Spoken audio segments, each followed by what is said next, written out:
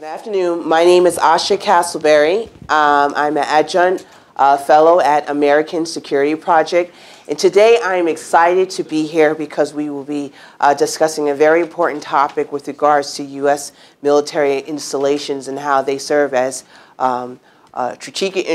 represent our strategic interests in terms of our national security.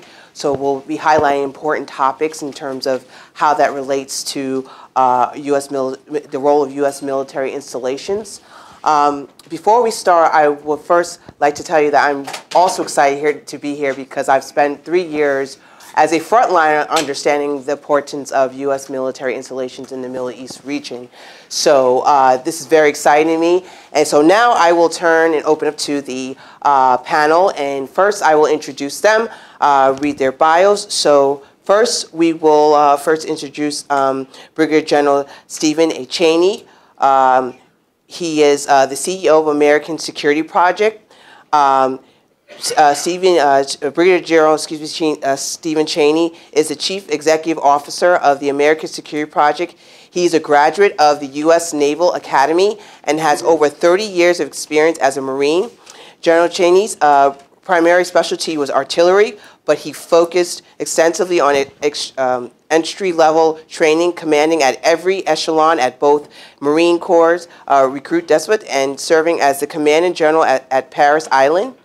Most recently, he served on Secretary Kerry's Foreign Affairs Advisory Board and Department of State's International Security Advisory Board.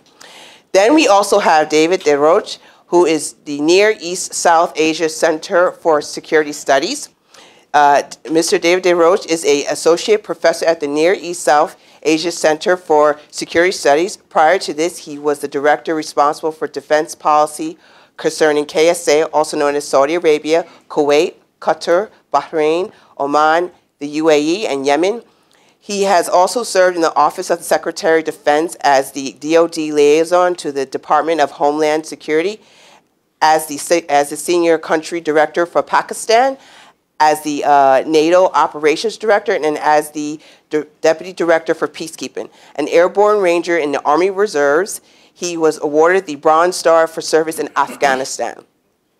We also have Staff Major General, also Liwa Nasser AbdulAziz Al-Attiyah, Inspector General Qatar Armed Forces. After graduating from the Royal Naval College in the UK, Staff Major General Al-Attiyah joined the Qatar Armed Forces in 1986. He was an executive officer and navigation officer on the Missile Boat on Surface Weapons Office on the Hiwar Missile Boat, as well as the Hiwar Missile Boat Assistant Commander and the Hiwar Missile Boat Commander. He was the Office Director of His Highness Commander-in-Chief from 2003 to 2008. The Staff Major General was the Qatar Duty Force Commander for Peacekeeping 2006 to 2008, and then transferred from His Highness the Emir's office to the Office of Inspector General in 2016, where he now works. So now we will open up to Brigadier General Cheney. Asha, thank you very much, and I want to thank the audience for coming. We pulled this event together about 2 weeks ago with the assistance of the Qataris, so I'm eternally grateful, and to have somebody of the stature of Major General Al-Attiyah with us, we wanted to take advantage of that opportunity because you have just tremendous experience with U.S. spacing in particular, and I hope you'll touch on that topic when you speak. You must be dedicated foreign policy analysts here, because Tiger Woods is now at -2. He's on about the 6th hole. And we're 25 minutes away from the first pitch down at Nationals. So I appreciate your dedication. As I mentioned to General Al-Attiyah earlier, I was the Inspector General for the Marine Corps for 2 years. And I was trying to see if it was roughly analogous to you being the Inspector General of the Qatar Army. And it's not exactly analogous, but it's close. And just to talk about the IG job for a minute, and several here are familiar, when the IG shows up on your doorstep and you're the Commanding General of the 1st Marine Division and you walk in, he is not exactly happy to see you. So it's a tough job. It really is a tough job, but I appreciate you taking the time to be here with us. And David, your resume speaks for itself. Your experience there, your combat experience, You certainly... And some fights with the IG as well. Well, we won't go into those. But I'm very interested to hear your insights into this. This panel day is not expected to be all-inclusive. We could talk about U.S. strategic assets in the Persian Gulf for years if we wanted to. Although I think right now is a very opportune time for us to be doing this. Certainly with the series of events that have taken place almost daily that's going on, talking about U.S. basing and the president saying we're pulling out of Syria, then no, we're going back into Syria. I mean, General Votel being in front of USIP the other day talking about U.S. troops and basing. I think there'd be pretty much unanimous agreement that our troop presence there is a positive thing, and it enhances stability in the Persian Gulf. There's no doubt, in our opinion, that having the presence of U.S. troops in various countries helps lower the risk of armed conflicts in those countries. Certainly, we would prefer not to see armed conflict, and it bears to the founding of the American Security Project back in 2004, 2005, when then Senator Kerry, who was not happy about the outcome of the 2004 election, said, how come whenever he talked about diplomacy instead of military force, when he talked about climate change as a national security issue, he wasn't listened to all that well, and he was painted perhaps as the left-wing liberal that he was. So his thought there was, let's put together a nonprofit that will have 8 retired military officers, 3 and 4-star, 2 from each service, recently retired, who can talk the security implications of our presence around the world and perhaps maybe touch on diplomacy being perhaps in some cases more important than military force. And one of those founding members was a guy named Admiral Fox Fallon, who was the Central Command commander. At one time, I know you know General Cheney. General Cheney was on our board as well, another Central Command commander. Admiral Fallon remains on our board today, and he has strong feelings about our presence in the Middle East. I won't say the U.S. defense presence is a guarantee, but there's no doubt about it. It is somewhat of a tripwire here that hopefully our presence in some of these countries will deter others from being aggressive towards them. Now, that said, we are somewhat familiar after 2001, 2002 that Osama bin Laden claimed one of the reasons that he executed the attack was because he took offense to the presence of U.S. troops in Saudi Arabia. And as I think General Al-Attiyah would talk about, we did move troops out of Saudi Arabia, and where did we move them to? We moved them to Qatar. Thank you for taking care of us. Our bases and stations also serve on a public diplomacy side of the house, their interaction with local populations. They build relationships, they learn the culture, and they get exposure for both sides. I've been in and out of the Middle East now for 3 decades, and have cultivated great friendships there, and I have wonderful people. Had I not been there, I wouldn't have known. And just a side note, it first started with my trip to Iraq in May of 1990. If you do the time frame, that was before they attacked Kuwait. Had an interesting time with April Glaspie as I toured the country. Things certainly went downhill, so maybe I shouldn't have gone there. We have status of forces agreements with a number of countries, and we also have defense cooperation agreements. I know we've got one with Qatar, with Saudi Arabia, with many other countries there.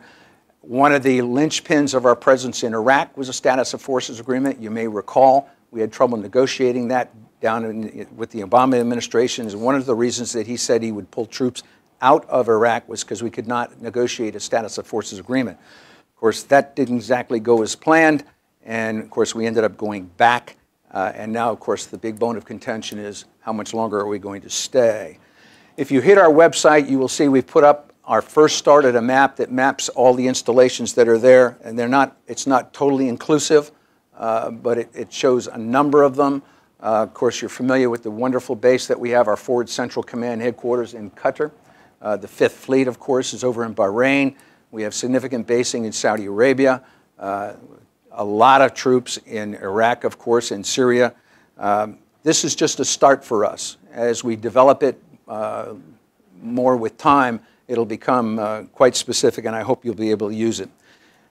Today, I hope we will focus more on the Persian Gulf side of it. We will hold further panels that will broaden or encompass other countries.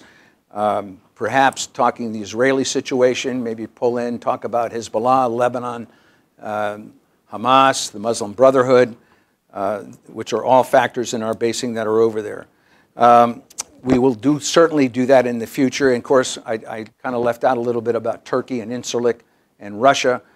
Certainly problematic when you have Russia, Iran, and Turkey talking about the future of Syria when we're not involved in those talks whatsoever. I think that's a tough one for our current administration to handle. So with that, I think that gives you where ASP is coming from on here. I hope to get two really great perspectives, and I'm going to lateral the ball over to David. Me? Okay, thank you. Slide, please. It's an honor to be here. Thank you, General. I knew you were an artilleryman, which scared me from the start, but I didn't realize you were an Inspector General as well, so I will choose my words carefully. You know what they say, artillery lends dignity to what would otherwise be a vulgar brawl. That's true. And in case you're wondering, I am a Ranger, and the N in Ranger stands for knowledge. So I also have a sailor on the other side of me, and I had actually enlisted in the Navy before I was accepted to the Naval Academy and the Military Academy. We always say that a midshipman and a cadet have one thing in common: they were both accepted to the Naval Academy. I have to point out here that I speak only for myself, and seeing as how the Commandant of the President of National Defense University is also a Naval Academy graduate, I speak only for myself and not for the U.S. government. I surely don't speak for Admiral Rogie. This is my Facebook, my Twitter page, if you'd like to follow me and dispute what I say online. Next slide, please. This is a map of U.S. bases in the Gulf region. It purports to be a map of U.S. bases in the Gulf region. It is actually produced by the Iranian Foreign Ministry. If you Google U.S. bases in the Gulf and then click on images, this will be one of the top 10 pictures you'll see. And it shows the success of Iranian psychological warfare. Basically, many of these things identified as bases either are not bases or there are have resided, like a dormitory community, for example, Escon Village, which is literally a collection of villas, a gymnasium, and a community club with a fence around it. It's incapable of projecting power. It's incapable even of itself. Muscat International Airport is listed as a U.S. military facility because there's a hangar there that processes mail. But some of these are bases. Next slide. This is perhaps a more accurate depiction of bases in the Gulf, although it misses one, thumb rate, in Seeb, down in Thumrait off Salalah in Oman. And what you see here is you have a mixture of forces in the Gulf. They're based on power projection. I'm going to talk a little bit about the consideration that goes into these bases, because there is a lot of misconceptions out there about what actually is a base and what a base does. And then I'm going to talk about some of the considerations that make a base viable, and they're not necessarily what you might think. Next slide, please. This is the base in Bahrain. This is a few years old. There have been some facilities built here, but this is a rather small base. Most people, when they hear about the naval base in Bahrain, they imagine an enclosed basin with dry docks. They think something like Saint-Nazaire. No, this is indistinguishable, and you can drive past it, indistinguishable from an industrial park. And the command and control functions could be relocated almost immediately, either to a ship or back to the United States or indeed to another country. But I would argue that the Bahrain base is probably the single most important facility that the United States has in the Gulf for. Next slide. This reason, the Bahrain American School. There is a school, elementary through high school, Department of Defense school there, that not only trains the dependents of Americans, but also trains Bahrainis and indeed people from in education. The Crown Prince of Bahrain is a graduate.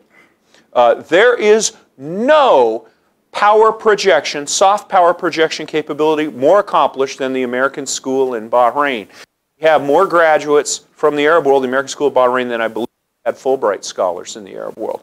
And this is something that is not commonly considered in the dialogue. It's more than just the force protection. It is soldiers, sailors, airmen, marine, and, by the way, Coast Guardsmen, interacting with the population. In some instances, as in Bahrain, that is a net strength. In other instances, it can be a net disadvantage. Next slide, please. Of course, this is this is El Udeid Air Base, part of El Udeid Air Base. This is what everybody talks about. People obsess on the infrastructure and with the buildings there. They are indeed significant. You can look on any number of open source websites or commercial imagery, and you can find all kinds of funny stuff. For example, when the Command and Control Center opened, much was made of the fact that it had 3 handicapped parking spots right in front of it as an active military headquarters.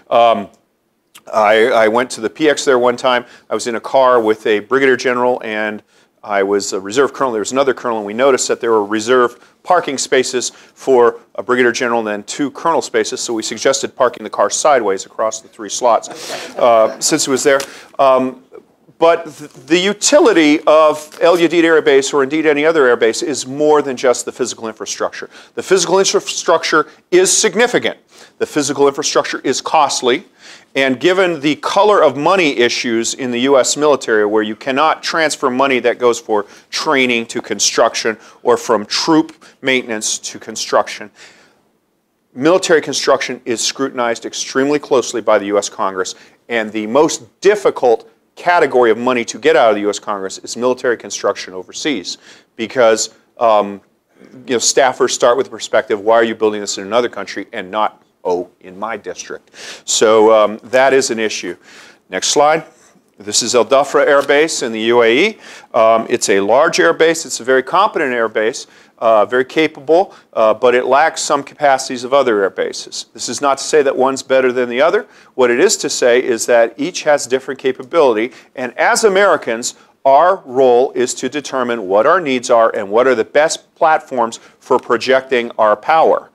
And we should note that these bases are occupied and maintained according to limitations set by the host nation in order to project American interests. In general, those interests align with those of the host countries, but not always. And so we should approach every base with the perspective, what's in it for us? I refer to this as the Jackson Plan. And I mean Janet, not Andrew. What have you done for me lately? So we need to look at that. Next slide, please. This is a B-52 on the tarmac at El Udeid Air Base. El Udeid Air Base is the only air base in the United States that can handle a B-52. Full stop. So regardless of whether the government is in favor or out of favor, if you want to operate a B-52, it has to be done from there. Should we have more air bases capable of doing this? Yes. Will we be able to build those? Probably not. So if somebody wants to see that capacity there and wishes to host these, give the advice of Kevin Costner. Build it, and they will come. Actually, build it, and they might come. So there we have it. Next slide, please. This is the airborne... the CAOC, Combined Air Operations Center at El Udeid Air Base. You'll note that you see uniforms from a variety of countries in there. The commander sits in the windowed thing to the top, and the various cells conduct their mission there. It is interesting that this is conducted in El Udeid Air Base in the state of Qatar, but it is not necessary. This activity could move, assuming continuity of communications, to virtually any location in the world, either on land or at sea. People talk a lot about this, but this is perhaps the least consequential aspect of the huge base at El Udeid, the military function. I would argue it is more significant that these soldiers have bedding, that these soldiers have a gymnasium, a swimming pool, and some sort of recreational facility for them to be in. And that stuff is all expensive. And that stuff is hard to pry out of Congress. So if you have a facility where those secondary characteristics, such as recreation, are available, schools for dependents, if you want to have those, as you have in Bahrain, that is something that should not be sniffed at. Now let me talk a little bit about some of the considerations. Next slide. Does anybody know who this pilot is? Oh, I'm disappointed. Martha McSally, yep. Martha McSally, who is currently a U.S. Congressman from Tucson, Arizona. Often forgotten, but prior to 9/11, the major military issue between the United States and Saudi Arabia was that A-10 pilot McSally, who was flying Operation Southern Watch missions over Iraq, wrote to members of Congress saying, I fly missions over Iraq, I park my aircraft, and then I am not allowed to drive. And there were movements in Congress to consider tweaking the relationship with Saudi Arabia based on that. I put this up here to point out that one aspect of a base is that the base must be culturally appropriate for American forces. In the Ryukyu Islands in the 1970s, when there were issues between Okinawa, Seipan and all that, we were still under U.S. military administration until 1972. In the negotiations for the bases, the Japanese at one point said, we'd be willing to have your forces here provided they are not black. That, of course, is unacceptable to the United States. And there are a number of issues there that cultures, LGBT, whatever, that have to be taken into account. And so the legal issues in a democracy are as important as the facility and the fiscal issues. And those legal issues have to be taken into account. And we need to come into this with our eyes open. A country that allows us to do things that we expect our free citizens to do is important. And that is an aspect for basing in a democracy if we're not in a direct time of war. Next slide, please. This is the least offensive example I could draw from a series of religious tracts called Chick comics. You might have seen these this Jack Chick who produced these just died. He viewed Catholics and Muslims as pagan. He's an extremist. I put this up there because, as a former Inspector General knows and as a commander you know as well, one of the Iron Law's rules of military combat is SDSS. Soldiers do stupid stuff.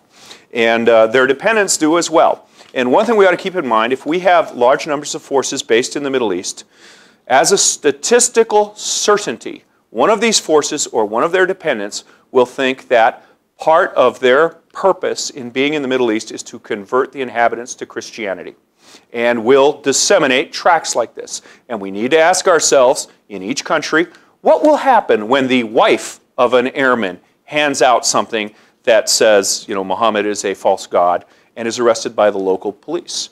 And that needs to be worked out in advance. And if you don't have an arrangement for that, then you have to limit the size and the duration of your forces, or you have to limit your agreement. And that is just as important in a democracy as tarmac. Next slide, please. This is a historical Air Force photograph showing an M60 tank being loaded on the back of the C-5 during Operation Nickel Weed. Operation Nickel Weed was the armor vehicle resupply of Israel during the 1973 war. During that war, every NATO country, the United States thought that our air bases in NATO countries were American bases. We soon discovered, no, they are NATO bases, and they exist solely for NATO contingencies. And so some of our most loyal allies, England, Germany, the Netherlands, France, yes, I said France, denied us access to the air bases to resupply Israel because they said that is not a NATO mission. Only Portugal came through. And without the ability to land these heavy aircraft in Lajes Field, the resupply of the Israeli armor, which was deemed, you can disagree with the purpose, but it was deemed by the U.S. government to be in the U.S. national interest. We were only able to do that because we maintained a multitude of bases in a multitude of countries. And if you had asked any American defense planner in 1972 what is the most important European country for basing, Portugal probably would have been 5th, 6th, or 7th on the list. So my point here is that you need to have a constellation of bases, because bases could be denied for political purposes. Bases could be denied even with the best of allies, say if, I don't know, members of the royal family are taken hostage and the country is coerced, or because we're extraditing somebody who maybe has a local thing. There are any number of scenarios. It suits American interests to have a constellation of bases, and to remember, as Lord Palmerston advised Queen Victoria, we have neither permanent enemies nor permanent friends. We have permanent interests. Next slide. Does anybody recognize this? I know you do, General. Guantanamo Bay, Cuba. The idea that somehow an American base constitutes an acknowledgement or an endorsement of the host nation is something that is unknown in American history. We have a base in Cuba. We have it to serve our needs. When it no longer serves our needs, we will leave. We have it there not out of love for the Cuban people, not because we think the Cuban regime is a great thing. We have it there because it serves our interests. And that should be the sole consideration. Granted, short-term, long-term, the immediate interest may not be the same as the long-term interest, but it is to serve our interests. Final slide. And with that, I will turn it over to a more experienced speaker, and I will welcome your most difficult questions. Thank you, sir. Good afternoon, ladies and gentlemen. Major General Nasser Al-Attiyah, Inspector General Ministry of Defense, State of Qatar. It is a great honor for me to participate in this panel and to be a part of the speakers today at American Security Project, to share thoughts and ideas on such important topic, the U.S. military facilities in the Middle East, furthering American security strategic interest. Briefly, I would like to start with a short introduction on Qatar and United States relations. Qatar has been a strong and willing partner of United States for over 20 years. The United States and Qatar coordinate closely on a wide range of regional and global issues, supporting the process of stability and prosperity in the region. Qatar currently views the United States as a guarantor of the Gulf security, as well sees the importance of the strategic relationship in many aspects with the United States as a strategic ally. We in Doha recognize the presence of U.S. forces in the state of Qatar has positive mutual influence through the concept of regional and international security. Qatar signed a broad memorandum of understanding with the United States in 2017, cooperate against international terrorism. The state of Qatar has the right element and environment of stability for hosting our strategic allies with capability providing the maximum facility required and the freedom of movement. Qatar stands at third spot in the list of the world's biggest natural gas reserve. The country has about 13% of the world's total natural gas reserve. Qatar economy is one of the richest economies in the world. So the United States has developed important, long-lasting trade relations with Qatar and continue to grow each year. The United States is the greatest foreign investor in Qatar gas and oil sectors. Since 1992, the United States and Qatar have had a formal defense cooperation agreement, DCA, and Al-Udeid Air Base has been a critical important to all U.S. military lead operations in the region since 2003. Qatar, gentlemen, stepped up within 24 hours only when U.S. had options, has had few options in the region in 2003 when basing in Saudi Arabia became problematic. While Qatar is willing to allow a U.S. access and basing, has not always been popular in the region and likely made Qatar a target for extremists. We have nevertheless maintained a loyal to the relationship and view U.S. as a force of stability in the region. Moreover, U.S. forces stations in Qatar are favored and welcomed by Qataris. There are over 10,000 American troops in Qatar supporting U.S. interest at Al-Udeid Air Base, which is the largest American overseas air base that hosts CENTCOM and U.S. Force Central Command and U.S. Central Operation Forward. Qatar basing access and overfly over have been critical aspect U.S. military strategy in the region since the Gulf War and throughout Operation Enduring Freedom, Operation Iraq Freedom, and Operation Inherent Resolve, and all other operations since the 1990s.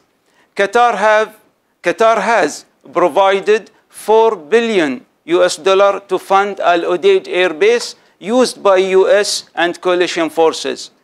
U.S. taxpayers have also spent hundreds of millions to develop state-of-the-art facilities. Qatar is currently the second largest U.S. foreign sales within $25 billion that have resulted in over 110,000 American jobs.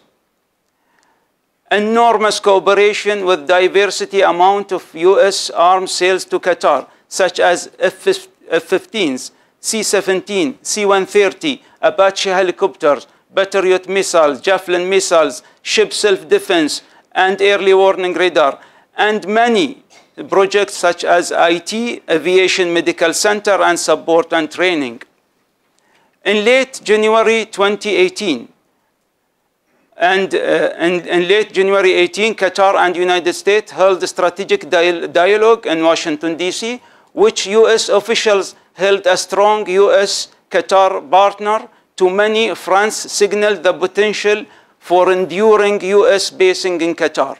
Qatar is planning to expand and enhance Al-Udeid Air Base facility over 2 decades, and an effort what would facilitate a long-term strategic partnership with the U.S. His Excellency Dr. Khalid Al-Attiyah, Deputy Prime Minister, Minister of State for Defense Affairs, during his recent visit to Washington, D.C., he clearly declared planning to build hundreds of new houses to American families who are served at U.S. Air Force Central Command in Doha.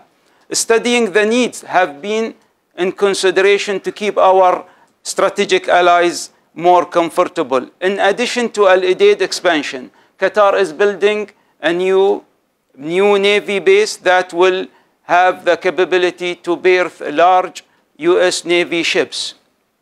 The state of Qatar always willing to develop and to build strategic relation with the United States in order to enhance security, political, economic, and stability, and social stability. There are always priorities and common interest. We see U.S.-Qatar relation as one of our top priority. Ladies and gentlemen, I would like to thank you again for inviting me to this conference and to give me the opportunity to talk about this an important issue. Thank you very much. Thank you. Thank you. Shukran, Sayyidi. Thank you, David. Al-Attiyah. Thank you so much for the excellent points. I understand as far as a soldier who also served in some of these bases like Camp Salih, Camp Arajan, Camp Buren, I understand the importance of how these bases have served our rapid deployments, our logistical support, financial assistance, security cooperation, some of the CENTCOM exercises that we've also participated in. So it's very important in terms of our interest in the region as well as with our allies. Going back to the issue or just the key point with regards to the DCA, I think that's very important to talk about. Most of these, our partners in the region maintain some sort of bilateral security agreement with the United States, and I want to definitely focus on some of them, especially with the Qatari DCA. We see over time in the news that there is ongoing geopolitical challenges in the region, which at the end of the day impacts our interests and our strategy over time. So just open up a question to the panelists. How do these current geopolitical challenges within the region, how do you see them over time impacting our security agreements with our allies in the region? Okay. I mean, the first DCA actually signed in 1992. And after 10 years, I mean, we are talking about 2002, when the basing became problematic in the region for the Americans soldiers. So Qatar stepped up and they took the decision within only 24 hours and said, we must welcome. So in our region is everything can be changed overnight, you cannot tell. But the agreement back in 2002 signed was for 20 years that the American will stay in Al-Udeid Air Base. And they did. And there is another agreement has been signed in 2013 for another 10 years also. So we are talking about until the presence in Al-Udeid until 2023. If you want to get a primer on status of forces agreements, I recommend you Google the International Security Advisory Board at the State Department. We did a study on SOFAs 2 years plus that we put out about a year and a half ago, which discusses status of forces agreements in quite some depth. The U.S. will not position troops in a country without either a SOFA or a DCA. And within either one of those, you will have legal protections for our people, predominantly so that they won't be tried in courts in that country if they do something wrong. And it bends to what you were talking about. For instance, Japan, I spent several years in Okinawa right after '72 when they turned it over to the U.S., and we have an extensive status of forces agreement with the Japanese. When you watch the coverage of what goes on there, it's cyclical. Maybe every 10 years, a Marine does something really stupid and like gets drunk and kills somebody. And then you've got a big eruption in the local press, and they talk about throwing troops out.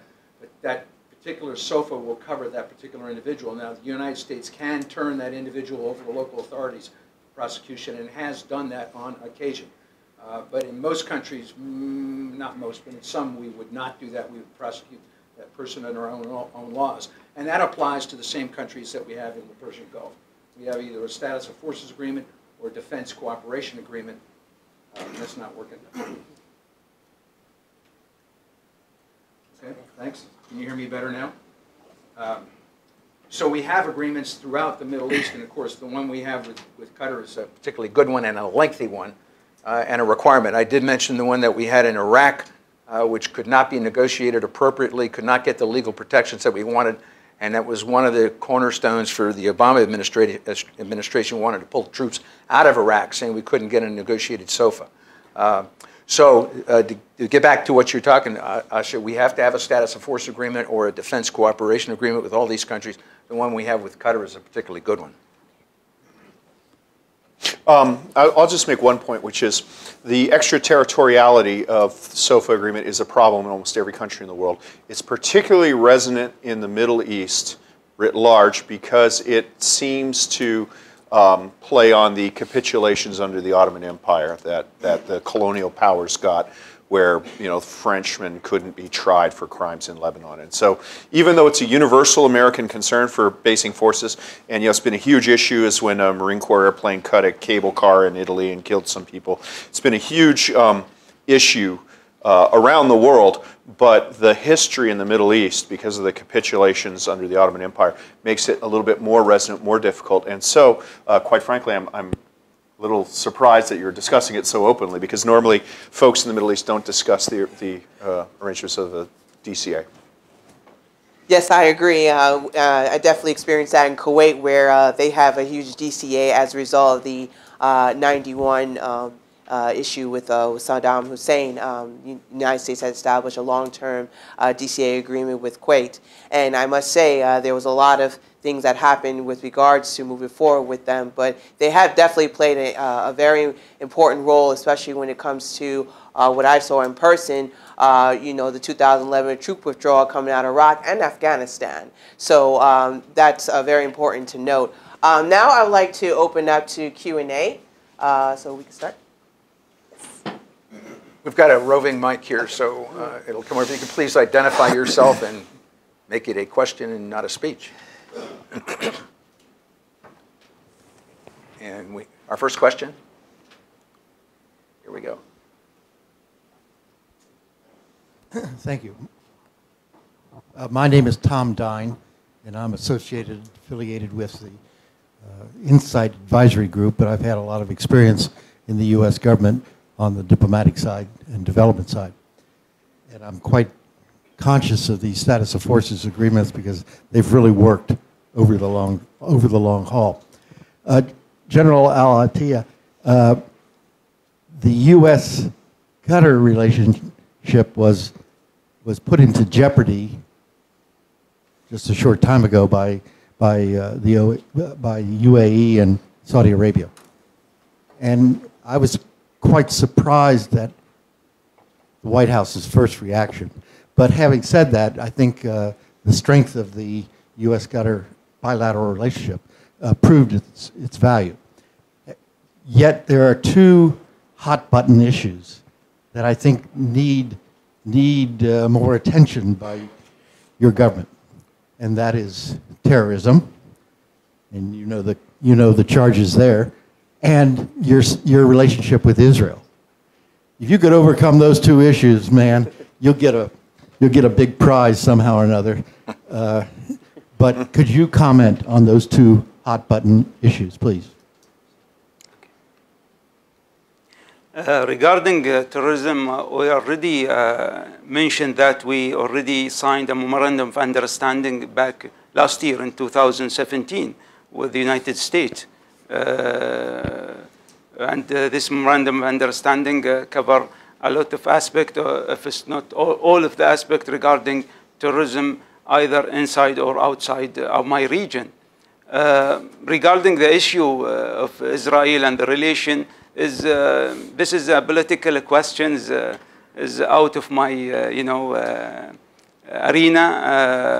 I would rather keep it for the political people to answer it. Smart man. Yes. They don't just hand stars out. Okay. And cut it, Good afternoon, and thank you again for what are always great presentations here. My name is Maureen Coates. I'm the former Principal Deputy Assistant Secretary of the Air Force for Installations, Environment, and Logistics.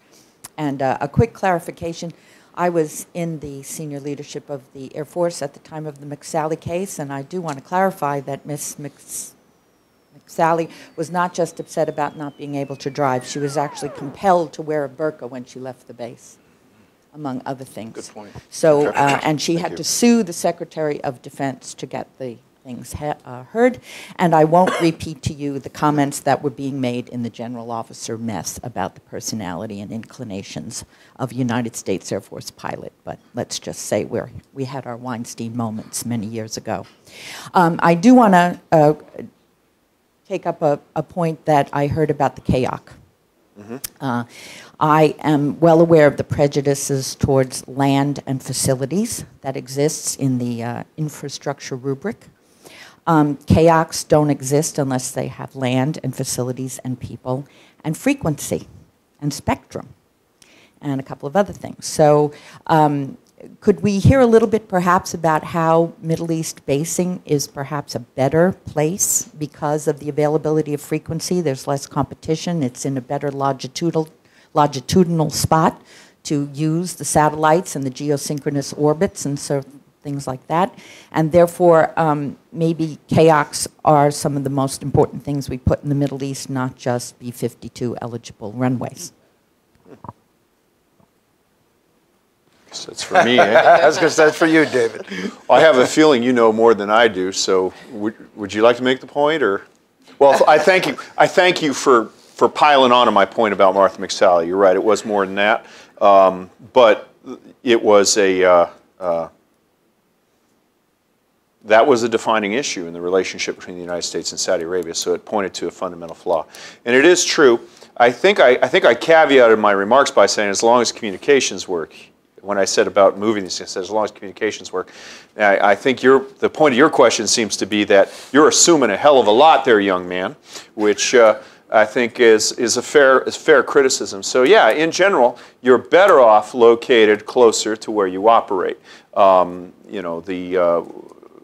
It's been noticed recently that there's a lot of Russian naval activity in the location of underwater cables, the ability to take out satellites, to disable satellite communications. So if you have a facility located more and more remotely, then you limit the number. The more remote you get, the amount of communications, amount of command and control diminishes arithmetically originally and then logarithmically as you get farther afield. And if there is some sort of exceptional event such as disruption of physical infrastructure, dredging undersea cable, destruction of satellites, solar flares, things like that, then you have a problem, and you cannot use some of the things like AM, FM radio or things like that. The only thing you can do is AM bouncing off satellite. You're basically back to World War II communication, so that's no good. So there is a value to being closer. There is a value to being closer, but in general, we don't plan for those things, and so I think that my point still stands. That the point I was trying to make was that everybody obsesses to that and ignores the quality of life support systems that when you have soldiers in an area for 18, 15, 20 years, and Congress is generally very quick to approve the command and control facility, but generally will not come up with the money for the quality of life facilities. And so if you have a base that has those quality of life facilities, you should not treat that in a cavalier manner. It's not such a small thing. So I welcome the elucidation of the point I'm trying to make, but I don't think our points disagree with each other. So thank you for that. I wasn't pointing out a disagreement. I was just suggesting that frequency and spectrum are just as much of an asset, and we're losing them. And so locating near the supply, I don't necessarily mean proximate to the bases. I mean locating near the supply of where you can get the spectrum. Yeah, yeah. And part of the question was to Qatar. Are they willing to make allocations? Because Yeah, I don't know. all spectrum access is allocated by government. I don't know. Yeah. Lady, I'm an infantryman. Yeah, Marine, good points.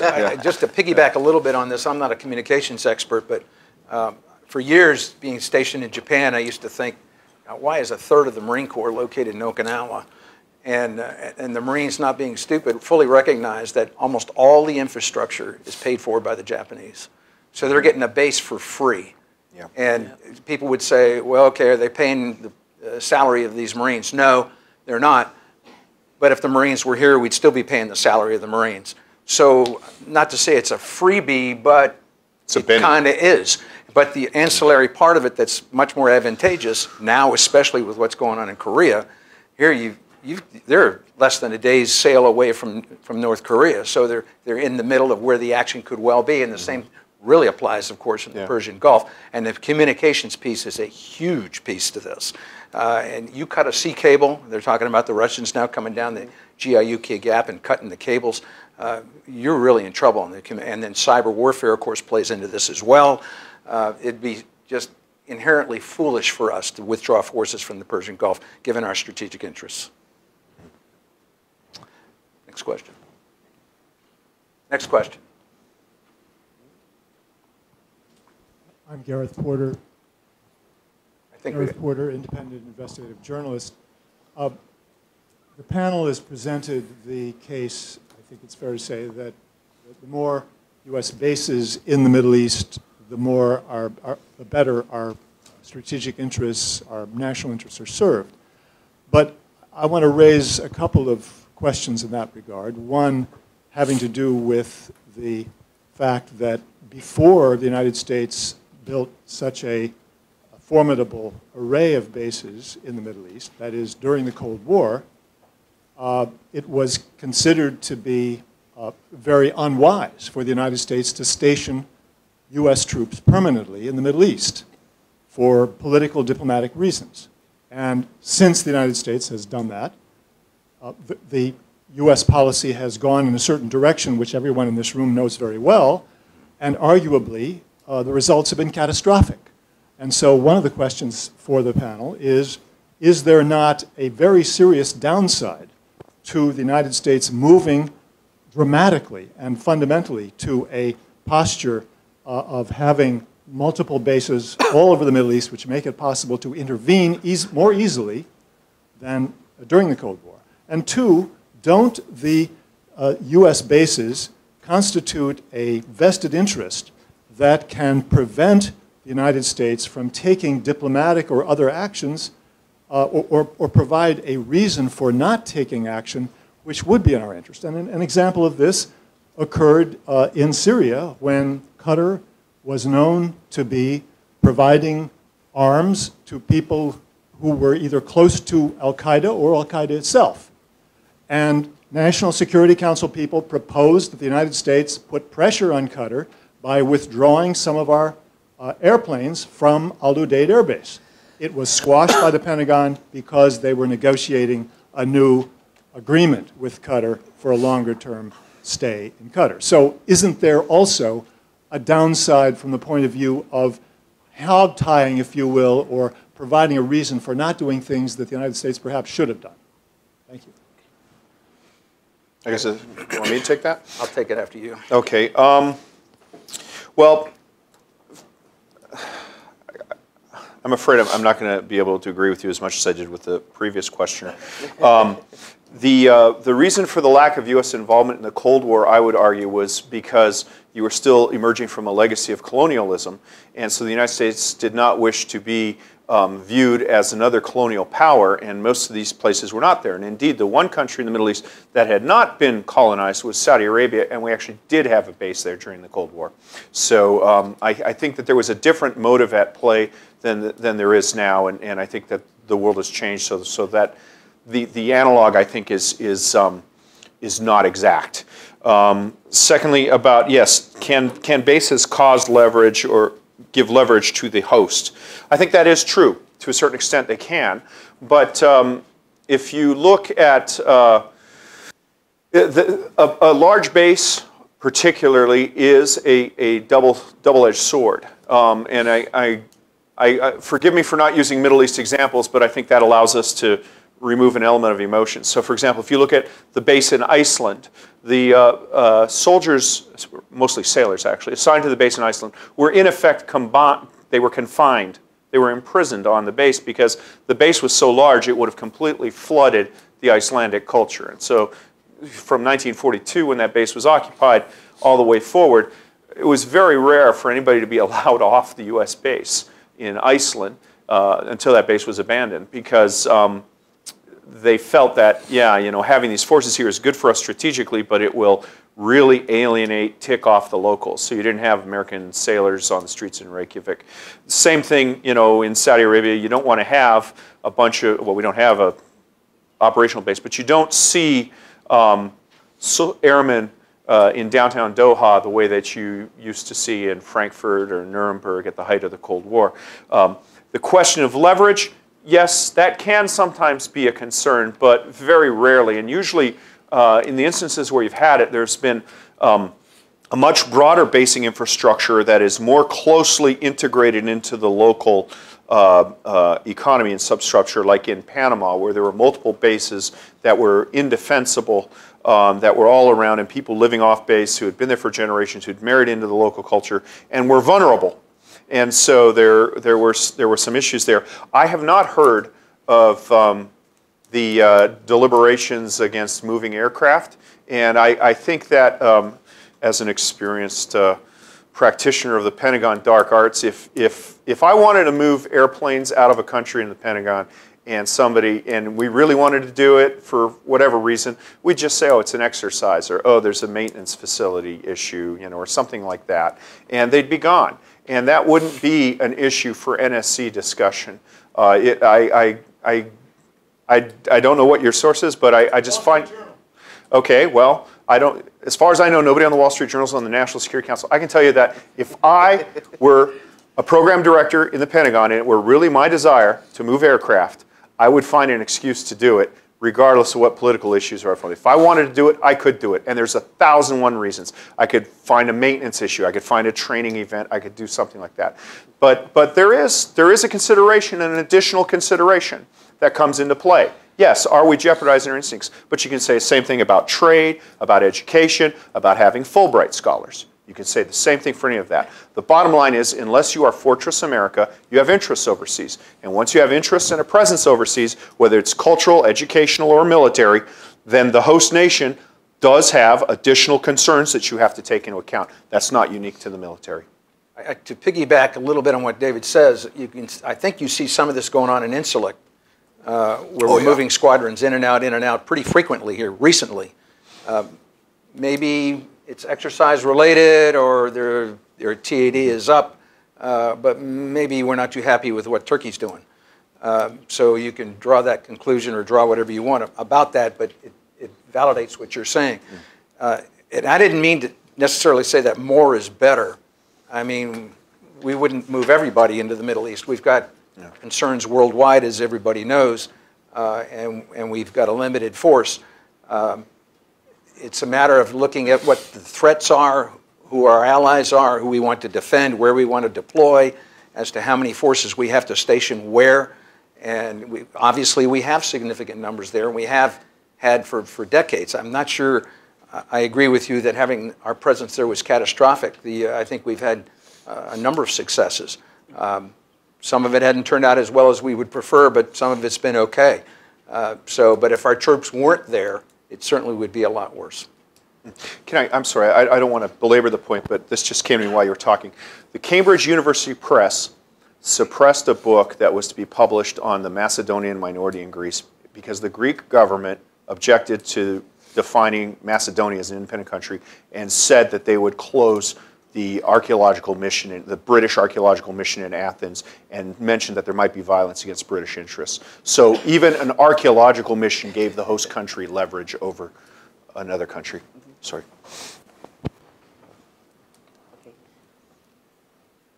Okay, next question.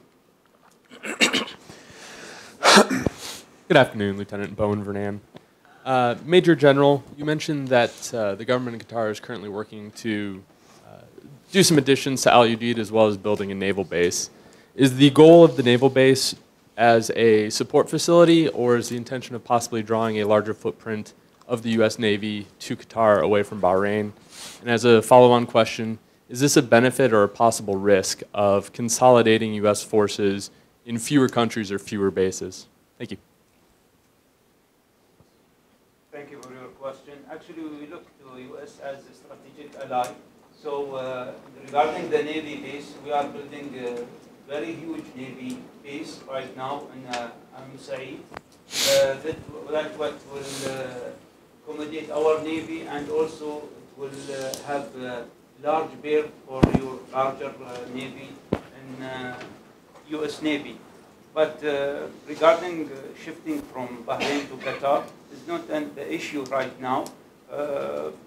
But what we are doing, what we try to do, to make our ally, which is the United States, as comfortable as we could. Thank you. If I could just piggyback on that one for a second, that if you concentrate assets into one specific spot, you become more vulnerable. Yeah. So the more varied bases you have that are available to use, the better off you are. Not necessarily meaning you're going to increase the sizes of the force, but if you could disperse those forces some, they're less vulnerable to attack. So if you move some out of Bahrain and move some into Qatar, I think that's a good thing. Not necessarily saying you're going to build up and more forces equally in each spot. Okay. Next question. Hey, I'm Adam Drucker, Anchor Consulting. So my question, it might be a little bit out of the scope, but so Strait of Hormuz has been a historical choke point for military concerns due to Iran.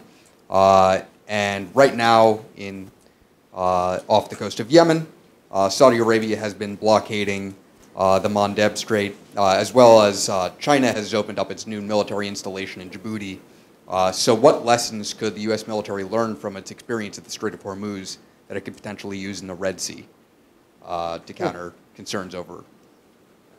Yeah, it's a great question. If you've been there, you know half of it. The southern half is Omani, but the northern half clearly is Iranian. And the problem in the Persian Gulf, of course, it's constricted by that. And our Navy is really, as a naval officer, I know they're nervous to be operating in the Persian Gulf because of the limitations, not just the size of the Persian Gulf, but the depth as well.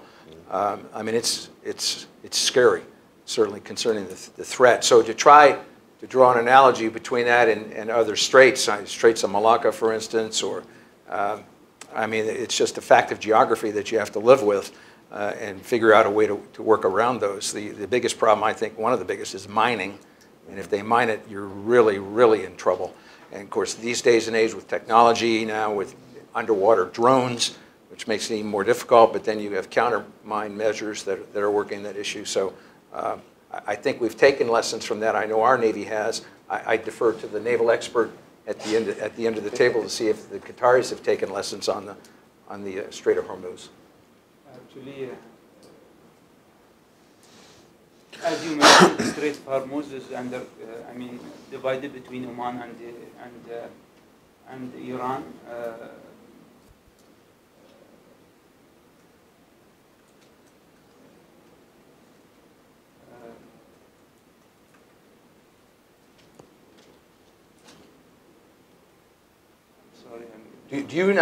Does Qatar run ships through the Strait of Hormuz? No, actually, no. I mean, it's rare we go there. Just a few years, in 2 years' time, we go into Oman just to exercise as GCC. That's it. I mean, we are staying in our economic zone. That's all. But clearly, a fair amount of your gas and oil is obviously it's shipped through the Strait of Hormuz. Yeah. So I mean, the protection of the Strait of Hormuz is vital to your economy, I would think. Yeah. Okay. Next. Okay. All the way back there. Henry Hedger, retired government.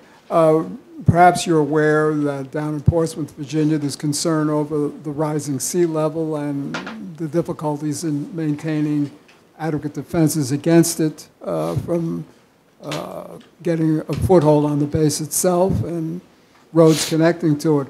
This being the case, has there been any concern and readiness to deal with such an issue in the Persian Gulf? I haven't heard the question. It's rising sea level as an issue for bases in the Gulf. The biggest, this is a big project for the American Security Project. You can go online. We've got several papers that are printed talking about Naval Base Norfolk here in the United States, which is, they have a problem that is actually incredible. They are sinking along with the sea level increasing. So here's the largest naval base in the world, literally going underwater. And they are aware of it. They know the problem. Eventually, they're going to have to move somewhere. So, or redesignate it as an amphibious base. Yeah, sure. I think the question, which is a good one, and I had not thought of it before, was are our naval bases in the Persian Gulf threatened by sea level rise? Now, I don't know exactly about the Persian Gulf. I know Diego Garcia, which is out in the Indian Ocean, is for sure. Yeah. But I'm not sure about the naval bases in the Persian Gulf. As far as I know, this is not an issue in the Gulf right now. This is as far as I know. Yeah, I think a greater issue is temperature change. If you look at the projections for temperature rise, many of the cities in the Gulf are going to be uninhabitable. And I know that, if you talk to the guys who work on the aerial tankers at Al Dhafra Air Base in the UAE, it's like 120 degrees out there on the tarmac. You have a concrete tarmac reflecting heat up over an airplane, aluminum airplane reflecting heat down. It's like being in an oven. And I think these guys pass out after 20 minutes, maintaining the plane in July. So if you increase the temperature, it gets even worse. The secondary issue is the adequacy of water. Of course, there's desalination running out, but what people forget is that when you desalinate water, you inject hypersalinated water back into the Gulf, which kind of creates a reinforcing cycle of awkwardness and also complicates traditional anti-submarine warfare, anti-mine things like sonar and stuff like that, because it creates different surface level. Pretty big talk for an infantryman, huh? Yeah. So the bottom line is environmental is a problem, whether it's rising sea level or the other issues associated with it. I think it is a concern for the viability of the entire commercial and military infrastructure in the Gulf. Okay, we will take one more question. One in the back, I see. Yes. Voice of America. I will go a little bit north to Incirlik. In Turkish media, time to time, there are discussions about closing Incirlik. Is it easy to close a U.S. base? Is it only a government's decision, or there are some agreements about that? And what's the importance of Incirlik for U.S.? Well, is it easy for the U.S. to close an overseas base? Well, depending on who's there and what kind of equipment you have and the number of troops. If you're evacuating the troops is relatively easy. You can move them in a matter of days. The hardware is a different story, and it would take a long time. Now, can the United States just unilaterally decide, I'm going to close that base? Yes, they could. Sure. Anytime they want. I mean, what's that? Sure. Sure. But obviously, it doesn't make for good friends. And you look at the strategic importance of Incirlik, for the same reasons we talk about basing in other countries around the Persian Gulf, it applies to Turkey. They're a NATO member. We have strategic assets there. I think we would like to stay there, and Secretary Mattis has indeed said that recently, that we are staying in Incirlik, despite some rumors to the contrary. And I think it's in our interest and their interest too for us to maintain that base and keep our forces there. Turkey's not without its own political problems, as you're well aware. And you know, a military coup didn't exactly enhance their reputation in the world or with us. And it's a tough situation. But again, I think Secretary Mattis has said we're staying, so I think we're staying. Yeah. Well, Incirlik is an extremely important base to the United States just because, you know, if you look at the combat operations against Daesh in Syria and Iraq, if you fly out of Incirlik, you don't have to refuel en route. You have superior loiter time, superior logger time over the targets. You can carry more armaments. Otherwise, you have to go from bases like El Dafra, El Yadid, Ali El Salim, and work your way up, probably refuel en route, which limits your mission time, your time over target. So Incirlik is extremely important. The United States probably would not unilaterally leave Incirlik unless we were told to by the hosts. Complicating the matter is if you look at the infrastructure at Incirlik Air Base, some of that was built by the Turkish Air Force, some of it was built by the United States, some of it was built by NATO. So there is, and there are a number of bases that have the same configuration across Europe in NATO. So there are elements of that air base that could not be closed for specific purposes unless Turkey were willing to risk a rupture, not just with the United States, but also with NATO. So there would be some activities, I would imagine, that even if the Turks said, let's go, you know, that they would do it. Now, I know that operating costs at Incirlik Air Base are extremely expensive compared with other U.S. Air Force Europe bases. I only know this anecdotic by examples. And so I think that the bureaucracy of the Turkish Armed Forces would not want to see any of that go. But at the end of the day, you know, if it's a political decision, it would signal a very large rupture between Turkey and the United States. And I don't think it's in Turkey's interest to let's go. And I don't think the United States would leave voluntarily. It would cost an immense amount of money to recreate that capability elsewhere in the region. Okay. I want to thank the panelists for coming today. Please give a round of applause. Thank you. Thank you. Great.